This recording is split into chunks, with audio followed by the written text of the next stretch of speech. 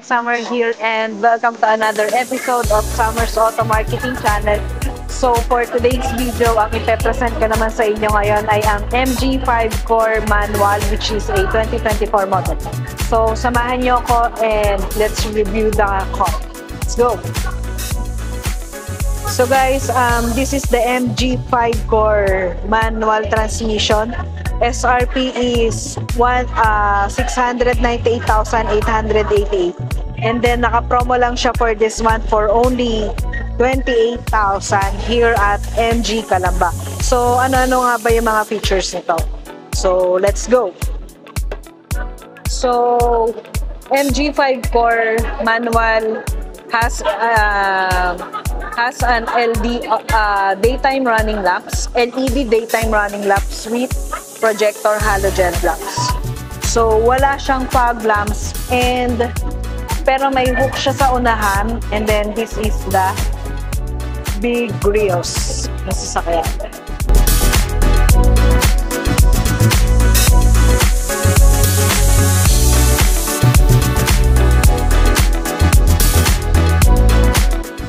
So MG5 manual has a 15-inch rim, and then ang size ng gulong ay 195 by 65 rim 15, and then naka-alloy wheels na siya. Then disc brakes sa unahan.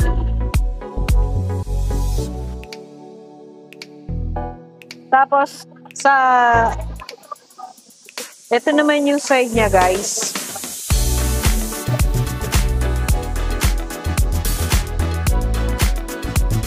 Then sa likod naman is naka-drum brake.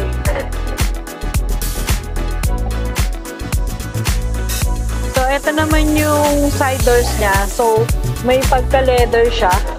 And then ito yung lock and unlock with alloy. And then it has 4 speakers and coin holder and bottle holders. So naka-fabric seat siya, guys. Then 4-way adjust yung upuan niya. Then dito mo naman makikita yung controls for side view mirrors at saka yung buga ng LED headlamps. Tapos dito yung gasoline, of course, and then sa hood. So yeah. So guys, ito naman yung meter cluster ng MG5 Core Manual. So it is a 7-inch meter cluster. Then it has analog design. And then ito naman yung controls niya for steering wheel. So meron siya dito for sounds, and dito naman yung function. Another function for meter cluster and voice command. Then with the badge of MG. Then it has 8-inch LCD display where you can able to play Apple CarPlay and Android Auto. Then dito naman yung functions niya for aircon, and ito yung sa lakasan. And then it has 2 USB. So dito mo pwedeng isalpak yung iPhone mo, and then it has 12 volts na DC. Then ito ay pwede mong paglagyan ng cellphone, and 5 manual speed transmission. So ayan yung shift knob niya, and then meron ka ditong parking brake manual, and then may armrest ka dito, guys. So yeah. And then ito naman yung design niya sa loob. So ito ay plastic. Then dito yung alloy. Metals. And then ito naman yung kanyang glove box. Yung doon speaker. Yan. So dito naman it has cabin light. And then dito walang vanity mirror. Then you have the rear view mirror. And of course dito wala rin. But it has 6 speakers actually. So So, may tweeter siya dito, guys. And then, it has 4 airbags, guys. So, dito sa B-pillar makikita yung isa, tsaka sa pintuan. Okay. So, dito naman yung isa, tsaka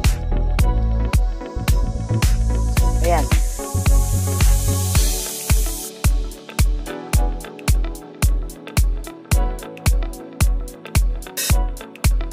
Naman yung loob. So, punta tayo sa likod.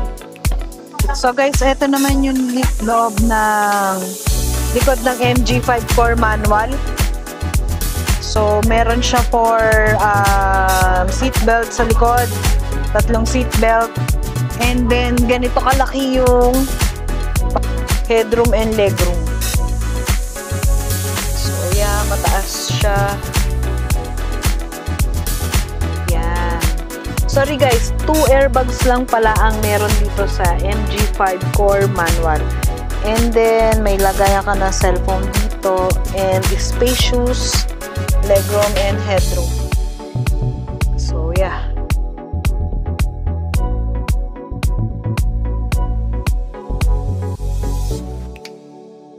So, punta tayo sa 3rd row.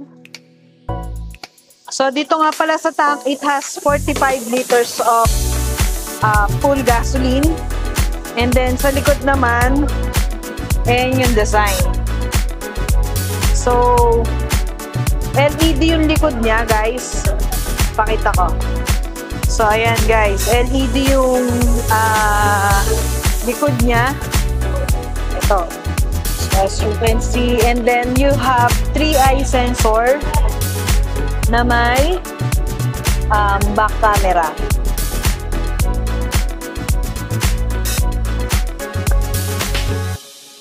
So, ganyan kalaki yung space niya sa likod. So, pwede kang maglagay ng at least 4 large traveling bags.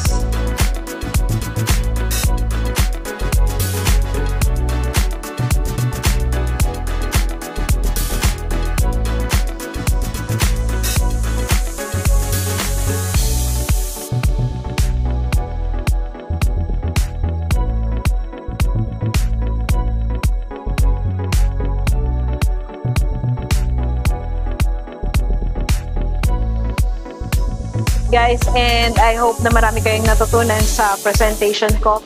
For more inquiries, you can call and have a test drive dun sa numbers na nakalagay sa screen, or you can chat me on my FB page, which is Summers Auto Marketing Channel. So, this is the end of the vlog and see you on my next episode. Bye-bye!